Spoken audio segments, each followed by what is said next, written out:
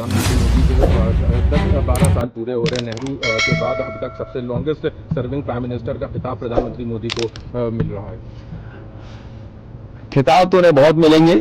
अगर मेरे साथ अभी पेट्रोल पंप पे चलो आप, तो शायद आजादी के बाद इतना महंगा डीजल पेट्रोल कभी नहीं बिका होगा।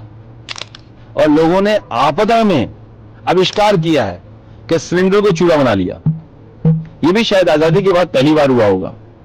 और जिस रसोई गैस के सिलेंडर का इतना प्रचार किया गया, सुना है सरकार वो भरवा ही नहीं पा रही है। और अगर इथेनॉल न मिलाया जाए, डीजल पेट्रोल में इथेनॉल न मिलाया जाए, तो जाने कितनी कीमत होगी पेट्रोल की। और पेट्रोल आज भी अगर हम पंप पे चलें, तो अगर हम ईमानदारी से प्योर शुद्ध प्योरिटी का पेट्रोल अगर चाहेंगे तो 150 रुपए से ऊपर मिलेगा। अगर आप कहो तो हम किसी पंप पे चलें अभी जिसमें प्योर पेट्रोल मिलता हो, कहो तो हम चलें अभी आप। और शायद ये 12 साल की उपलब्धि होगी। सबसे क्लोजेस्ट बताओ पेट्रोल पंप कौन सा है? हम चल रहे हैं, आप भी चलो। यहाँ मिलेगा नहीं जी, बहुत दूर हो जाएगा। कैंट में चलिए। क्या सिंह खुली है क्या? नहीं, उसमें पेट्रोल मिलता है प्योर वाला। आप कीमत देखिए ना। नहीं प्योर वाला, विदाउट मिलावट इथेनॉल की। हाँ, विदाउट मिलावट कितने का मिल रहा है बताओ आप? तो ये देखिए कितनी बड़ी उपलब्धि है कि 12 साल की उपलब्धि है कि सबसे महंगा पेट्रोल भारत को मिल रहा है। और सच्चाई तो ये है कि हमारी विदेश नीति फेल हुई है।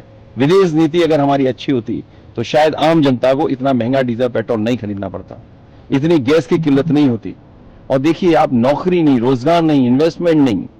और क्या सरकार करती है?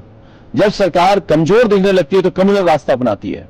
पिछले 10 दिन के स्टेटमेंट अगर मुख्यमंत्री के आप पढ़ें और उनको लिख करके देखें तो आप समझ में आएगा कि कितनी कम्युनल भाषा बोल रहे हैं।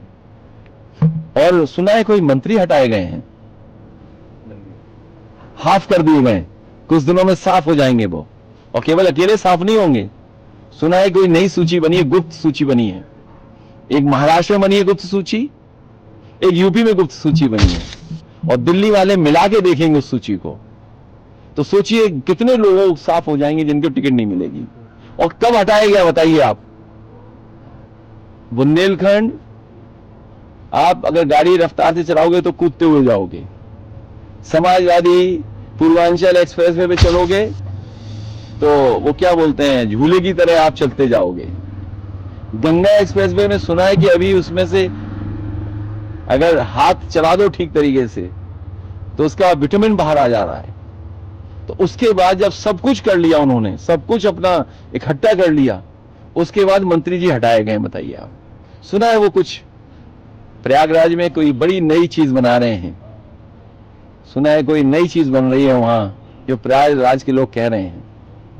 तो अब सरकार को चुनाव में जाना है, उन्हें अभी हाफ किया है, इनके साथ साथ बहुत लोग साफ होंगे, जिनकी टिकट ही साफ हो जाएगी।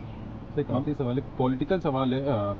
चुनाव की आपने जिक्र किया, 2027 चुनाव आ रहा, आप गठबंधन, उस पर तमाम चर्चा रोज अखबार में कुछ निकल रहा है कि सीटों का इक्वेशन ये रहेगा। इन सबके बीच क्या कुछ हम लोगों को जानकारी मिली?